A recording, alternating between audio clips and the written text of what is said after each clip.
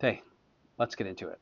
Um, Inevitably, whenever one of our hiking excursions as a family takes us into a tunnel, the kids began to practice their echoes.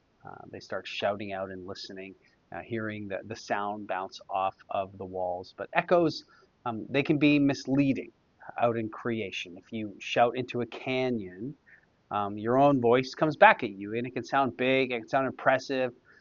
It can even sound like somebody else's voice answering you, but it's just your own words that are bouncing back. Sometimes conversations can work the same way. We're not really listening to the other person, we're just listening to our own assumptions. We hear a few words and decide what they mean and prepare our defense and start answering before we actually even understand. Proverbs says that's not wisdom.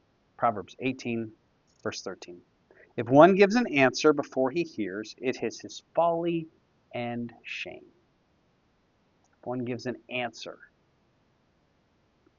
before really hearing, it means the problem is not simply giving the wrong answer. The problem is giving it too soon, speaking before we actually listen to someone's heart, listen to what's really going on.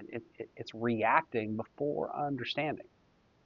Defending, again, that is a common theme here. Defending before we receive. And if we're honest, we all do it.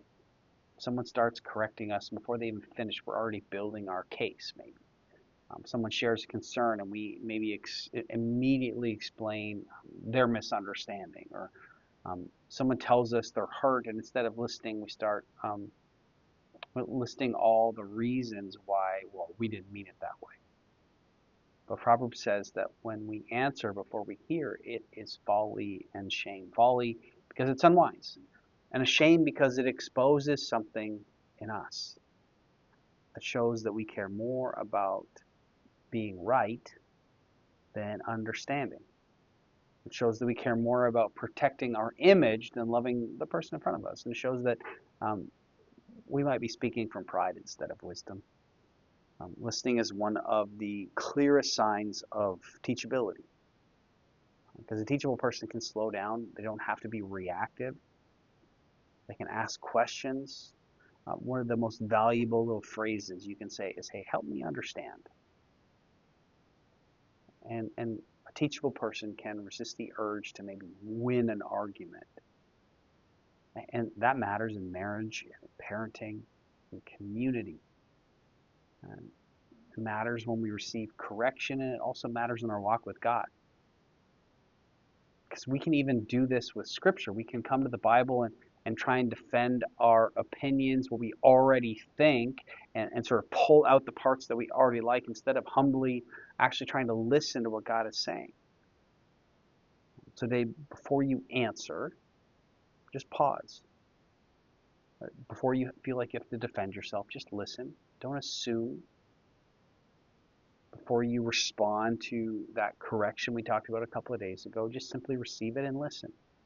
Doesn't mean that every criticism is true. It doesn't mean every argument is valid. And it doesn't mean that you never get to explain, but wisdom slows down long enough to simply hear before it speaks. And maybe even the wisdom there is to say, you know what, let me sit on that for a day and I'll get back to you. And not feeling like you have to answer in that moment. It's responding instead of reacting, because sometimes the loudest voice in the room is just the echo of our own assumptions.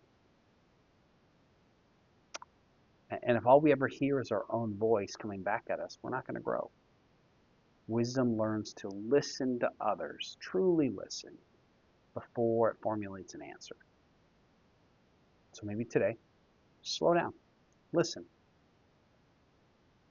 add some time before you respond. Wherever you find yourself, God goes with you today.